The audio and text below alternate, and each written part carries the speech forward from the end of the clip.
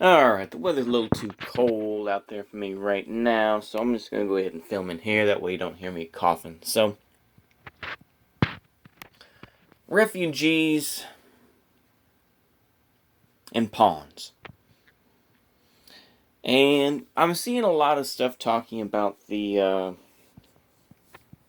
Russian refugees. I said I wasn't going to comment on the Russian-Ukraine war, but then I decided the hell with what I said, and I'm just going to go ahead and comment on this one, and then I'll try to stop. So,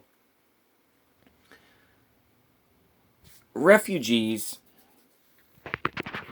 are used as pawns in this country. And they're used as voting blocks. But then quickly, as things change politically and as, different groups become more left-wing or right-wing, these groups are then maligned. What do I mean? Think about the Cuban refugees coming in on the Mariel boat lift, or even, just right after the victory of Castro in 1959. What happened? How are those Cuban exiles mostly in Miami and just in Florida in general, how are they seen now? A lot of them are seen as far right. They are called gusanos, this and that. They are maligned, generally speaking. They're maligned by mostly Zoomers and some millennials who are just like, oh, well, they're just evil folks and whatnot, and they all lost their land because of Castro, right? And to me, the Russian exiles, it's not the first time, you've had masses of Russian exiles anyway. The difference is that I don't think it will be as many, and I don't think in general the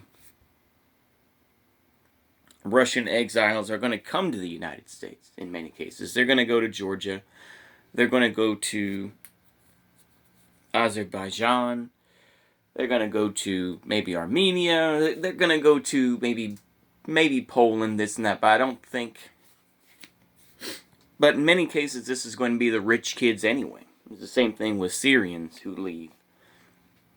It's the rich folks who have money to be able to do that. And this is what has to be realized, is people are played as pawns. And it's something that very much has to be realized. It's a very unfortunate matter of events, but unfortunately that is usually the way it is that they're just treated as pawns. They're treated as things to be, used in this chess game, to be thrown away and sacrificed so that the queen, the state, or whatever you want to say, is saved. So I think it's an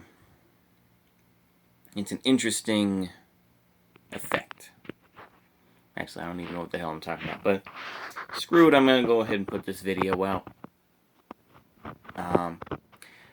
Time will tell what happens with the Russian refugees who leave Russia, and I think that number, who knows what that number actually is, or what that number will actually be seen to be, because I think many folks just don't have the money to leave. And so, and of course, they're all, we see, of course, a lot of the ignorant folks who are just like, oh, they can overthrow Putin. The game doesn't change, it's just the players. Go ahead and overthrow Putin or whatever. The thing is that Putin can be replaced. He can be replaced. And the system that was created will continue on. At least in my opinion. Things are just going to be, de-escalating and whatnot. And things will go back to the way they are. As much as people want to talk about, Russia investigation, or, you know, the oligarchs and all this sort of thing. It's like, you think that Ukraine is different? You think that other countries are different? Not really. As I get older, I realize is that thinking that one country is worse than another, and thinking that, you know, oh, well, this country is better off or something like that, it's nonsense. It's nonsense, and it's a lie. And it's something that you learn more and more as you get older. Anyway, I think that's all I got. See you later. Goodbye.